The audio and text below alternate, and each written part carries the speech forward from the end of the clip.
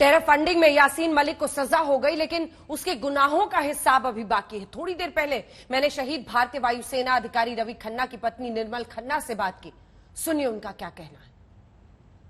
इस वक्त हमारे साथ निर्मल खन्ना जी जुड़ रही है। निर्मल खन्ना जी, एक इंसाफ का इंतजार आप भी लंबे वक्त से कर रही हैं। जैसा कि आपने कहा 32 साल 4 महीने आपके पति की हत्या के मामले में भी आरोपी है ये शख्स। आज उसे उम्र कैद की सजा हुई है। आपके मन में सबसे पहले ये फैसला सुनने के बाद क्या आया निर्मल जी?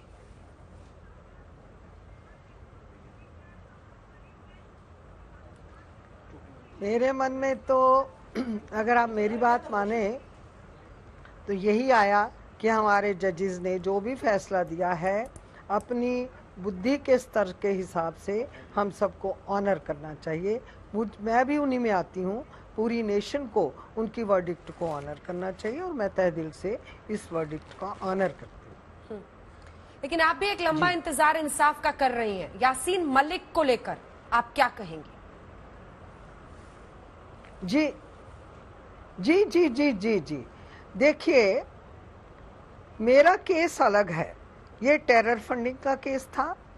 टेरर फैलाने के लिए दूसरे देशों से फंड इकट्ठा किया गया। क्या दूसरे देशों ने ही ये काम किया है? जयचंदों की कमी है इस देश में?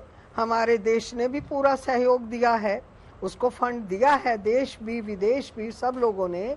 तो वो और इसी देश में यासीन मलिक को आज मैं एक संदेश देना चाहती हूँ आपके माध्यम से कि उसको आज ही से अपनी आत्मा की शुद्धि के लिए, अपनी शांति के लिए कलम और कागज पकड़ लेना चाहिए और जितना जो कुछ किया है उस सब को आज की डेट डाल के लिखना शुरू करना चाहिए। शायद उसको कोई शांति मिलेगी और प्लस माइनस किसी के पास पूछने जाने की जरूरत नहीं है। उसको अपना टेवा खुद दिख जाएगा कि उसने अपने लिए क्या किया है।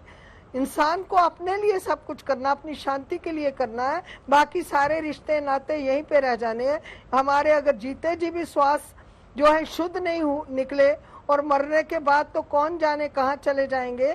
हमारे अमलों के हिसाब से हमारे निबेड़े होने हैं। मैं यही कहती हूँ उसको प्रायश्चित का समय मिला है, प्रायश्चित करना चाहिए और उसको आने वाली जनरेशन्स को एक ऐसा पैगाम देना चाहिए कि जो आने वाले हमारी पीढ़ियां जो हैं, मैं बिल्कुल irrespective of cast colour creed मैं कहती हूँ जो जिस धरती पे पैदा हुआ है वो उसी धरती का लाल है, वो इसी देश का बेटा है।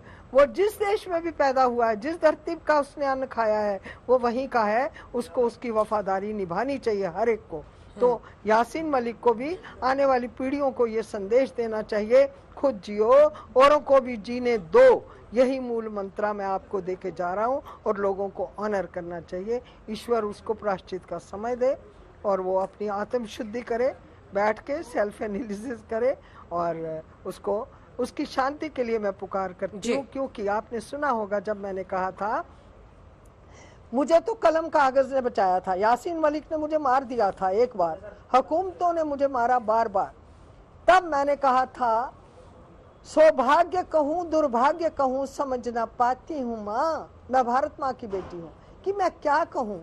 मैं तो हूँ तेरी बेटी, फिर क्यों कर तेरे ही बेटे ने तेरी बेटी की बिंदिया मेटी। श्राप भी दूं तो किसको दूं, दोष भी दूं तो किसको दूं, क्योंकि वो है तेरा बेटा, मैं हूँ तेरी बेटी। माँ यदि बिंदिया ना चढ़ती मेरे माथे की भेंट तो विनाशकारी तेरे ही बेटे ने तेरी बेटी की थी, तेरे ही बेटे ने थी तेरी हस्ती मेटी। आपको पता उस दिन आजाद घोषित करना था कश्मीर को, रेडियो स्टेशन को कैप्चर करके। ये बहुत बड़ा एजेंडा था।